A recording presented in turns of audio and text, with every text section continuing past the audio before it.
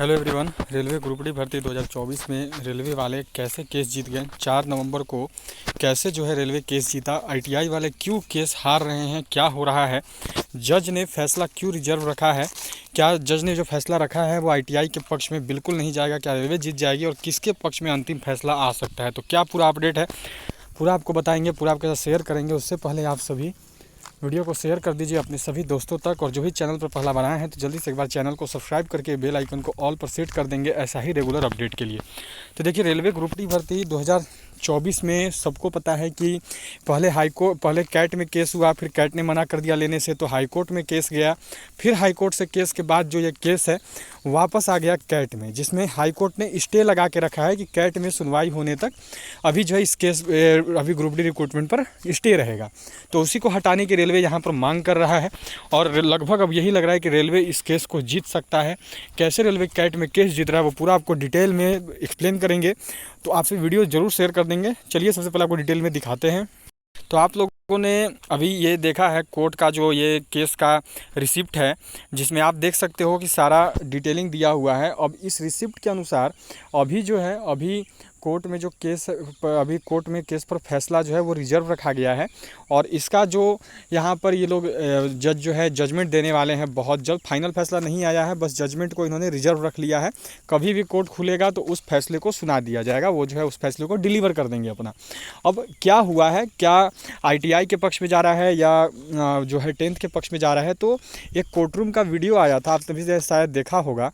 उस कोर्टरूम के वीडियो में आप जब देखोगे तो आपको पता चलेगा कि अभी जो ये केस है वो पूरा 100% ये जाते हुए दिख रहा है कि इसको 10th वालों के तरफ चला गया है, क्योंकि वहाँ पर जो कोर्ट रूम का जो जज का स्टेटमेंट आप सुनोगे जज साहब का, तो आपको ये समझ में आएगा कि पूरा का पूरा जो केस है वो 10th वालों के पक्ष में जा रहा है, रेलवे के पक्ष में जा रहा है, और आईटीआई जो है इस केस को हार रही है। क्योंकि वहाँ पर अभी तक जो मेन आप समझोगे तो रेलवे वाले बच्चों के पास बस एक ही बात था कि जो यहाँ पर एक शॉर्ट नोटिफिकेशन दिए थे, उस शॉर्ट नोटिफिकेशन में ये साफ साफ था कि आप जो हैं एज पर क्वालिफिकेशन लेंगे, उसमें केवल इतना लिखा हुआ है। बाकी फुल नोटिफिकेशन आप जब निकाले तो उसमें आप चेंज कर दिए 10th पास या आईटीआई कोई चलेगा। तो इनका ये कहना था कि जो शॉर्ट नोटिफिकेशन था पहले आप 10th प्लस आईटीआई लेते थे तो उसको 10th प्लस आईटीआई ही माना जाए। पर रेलवे अब इस बात को कहीं ना कहीं जज साहब को समझा दी है। जब आप कोर्ट रूम का जज साहब के स्टेटमेंट देखोगे, लाइन देखोगे तो सब समझोगे कि रेलवे ने आरआरबी ने ये चीज़ जज साहब को समझा दिया है कि केवल हम ही नहीं, एसएससी भी शॉर्ट नोटिस देता है, रेलवे भी शॉर्ट नोटिस देता है, और आईबीपी है जो बैंकिंग का रिक्रूटमेंट करते हैं वो भी शॉर्ट नोटिस देते हैं, और जितनी भी संस्थाएं हैं जो रिक्रूटमेंट करती है सेंट्रल की, वो सभी जो है शॉर्ट नोटिस देते हैं। अब शॉर्ट नोटिस का नाम ही शॉर्ट इसलिए है क्योंकि हम इसमें पूरी जानकारी नहीं दे सकते हैं, पूरी जानकारी हम उसमें डिलीवर नहीं कर सकते हैं, इसीलिए हम जो है उसको शॉर्ट नोटिस निकालते हैं।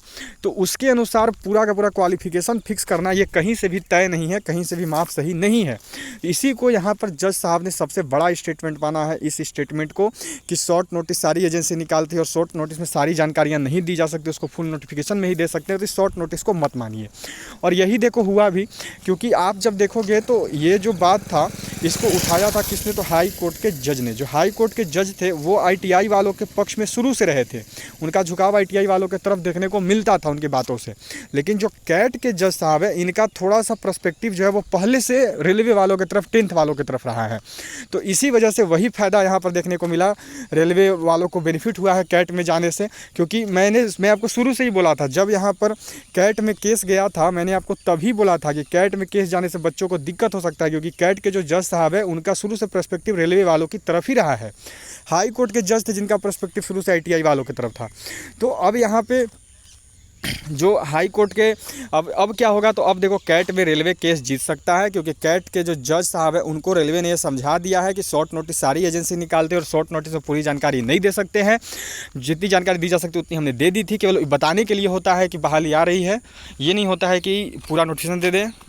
कहीं अब अब जब आप जज वाला कोर्ट रूम वाला वो वीडियो देखोगे जिसमें अभी सुनवाई वाला 4 तारीख का, तो आपको ये पता चलेगा कि हाँ, जो जज है वो ये बात समझ गए हैं कैट के कि जो यहाँ पर सुनवाई जो शॉर्ट नोटिस है वो शॉर्ट नोटिस होता है, उसमें पूरा डिटेल नहीं दिया जा सकता है, बाकी डिटेल बाद में ही आता है फुल नोटिस में, तो उसको नहीं माना जाए आधार। और यही हुआ भी है।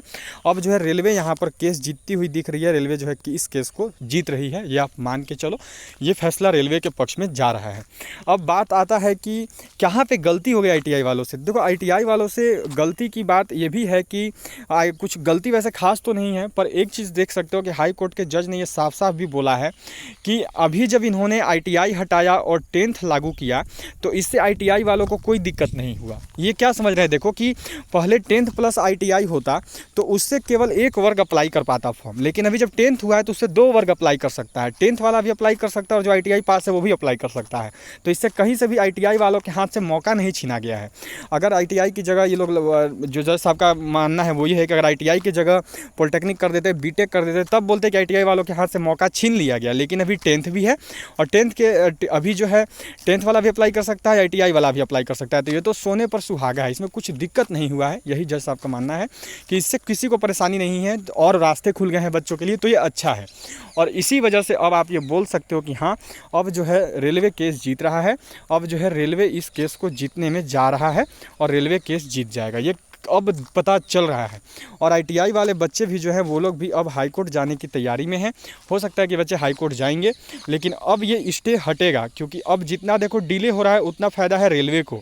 अब ये स्टे हटेगा और स्टे हटने के बाद अब रेलवे अपना रिक्रूटमेंट करवा पाएगी और आपकी जो एग्ज़ाम है वो 17 नवंबर से स्टार्ट हो जाएगी। एग्ज़ाम नहीं रुकने वाली है, अब आपकी ग्रुप डी की एग्ज़ाम होकर रहेगी। 17 नवंबर से एग्ज़ाम हो रही है और अब ये केस जो है रेलवे जीत रहा है, साफ साफ ये पता चल रहा है। तो चलिए, यही अपडेट था। आप सभी वीडियो को शेयर कर दें अपने सभी दोस्तों तक। आप सभी वीडियो को शेयर जरूर करेंगे अपने सभी दोस्तों तक, और जो भी चैनल पर पहला बनाए हैं तो सभी सब्सक्राइब करके बेल आइकन को ऑल पे जरूर सेट कर दें और सारे लोग वीडियो को लाइक जरूर कर देंगे।